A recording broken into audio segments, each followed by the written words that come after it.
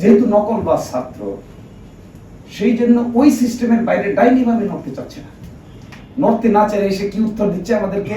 সংবিধানের 4th শিডিউলে আমরা একটা প্যারাগ্রাফ যোগ করে দিব, ওই প্যারাগ্রাফটা যোগ করে দিয়ে আমরা বলবো যে এই সময় থেকে এই সময় পর্যন্ত যা হয়েছিল এটা নিয়ে কোনো আদালতে প্রশ্ন উত্থাপন করা যাবে না।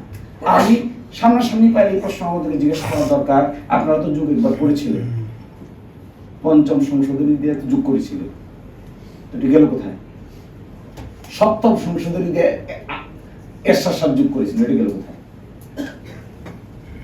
আর্টিকেল প্যারাগ্রাফ 17 নাই, প্যারাগ্রাফ 18 নাই, প্যারাগ্রাফ 19 নাই, প্যারাগ্রাফ 3 নাই। 3ও গেল, 18ও গেল, 19ও গেল, আদালতের মাধ্যমে গেল, রিভিউ তো পারলেন না। ওই রায় তো স্টিল বহাল। আর সেই বহাল রায় রেখে আমাদেরকে বলতেছেন আরেকটা প্যারাগ্রাফ যোগ করে দিলেই সবকিছু নাকি লেজিটিমেট হয়ে যাবে। এই রাস্তা ভুল। আমি আপনাদেরকে বলছি যে সলিউশন তারা দেখাচ্ছেন, এটা আমরা যতটুকু আইন কানুন লেখাপড়া করেছি, this is a wrong route, completely wrong route. Wrong route সেটা ছিল দেখেই তুষাররা আমরা ছিলাম তো সেখানে দিনের পর দিন আলোচনা করে রাইট রুটটা কি হবে, যে রুটটা অধিকতর স্ট্রঙ্গার, শক্তিশালী, ভবিষ্যতের জন্য সেফগার্ড হবে, এইটাই ছিল সেই রুট।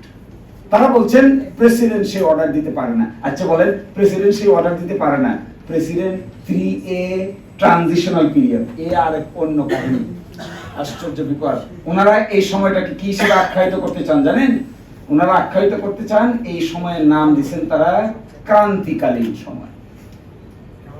এখানে বলছেন যে ক্রান্তিকালীন সময়, ওনারাই বলছেন 72 সালের পরে আর ক্রান্তিকালীন সময় নাই। আপনারা দেখেন না, ওনারা আর্গুমেন্ট করে যে প্রেসিডেন্ট 72 সালের পরে আর কোনো অর্ডার দিতে পারে না। শুনছেন? 72 সালের পরে অর্ডার দিতে পারে না। প্রেসিডেন্ট 72 সালের অর্ডারগুলো দিয়েছিল কিসের অধীনে? ট্রানজিশনাল পিরিয়ডের অধীনে, ক্রান্তিকালীন সময়। এখন আবার এসে 4র্থ তফসিলে ঢুকতে যাচ্ছেন। 4র্থ তফসিলে তো ক্রান্তিকালীন সময়। তো যদি তখনকার প্রেসিডেন্ট, পাঞ্জাবের জগতে একটি বিশ্বস্ত নাম শাবাব এথনিক ওয়্যার, ক্রান্তিকালীন সময় যারা আদেশ দিতে না পারেন আর 72-এর পরে তা ক্লোজ হয়ে গিয়ে থাকে, এখন যে আমাদেরকে আবার 4র্থ তফসিলে ঢুকতে বলতেছেন, তো 4র্থ তফসিলে ঢুকছে বলার মানে কি? ক্রান্তিকালীন সময়ের ভিতরে ঢুকানো। তো ক্রান্তিকালীন সময় হলে কি হবে? প্রেসিডেন্ট অর্ডার দিতে পারবে? আপনারা বলেন প্রেসিডেন্ট অর্ডার দিতে পারবে না। তো প্রেসিডেন্ট অর্ডার না দিলে 4র্থ তফসিলের কথা কেন বলছেন আমাদেরকে? অর্থাৎ তালে গুলে পাকাই গেছে। তো আমি এই এতটুকু বলি, আমাদেরকে এই রং রুটে নেবেন না, please come to the right route. আমরা বিপ্লবীদেরকে we must save them, they are our pride, we must respect them. বিএনপির একটা বাজে অভ্যাস আছে, যে তার জন্য রাস্তা পরিষ্কার করে, বিএনপি তার জন্য কবর করে।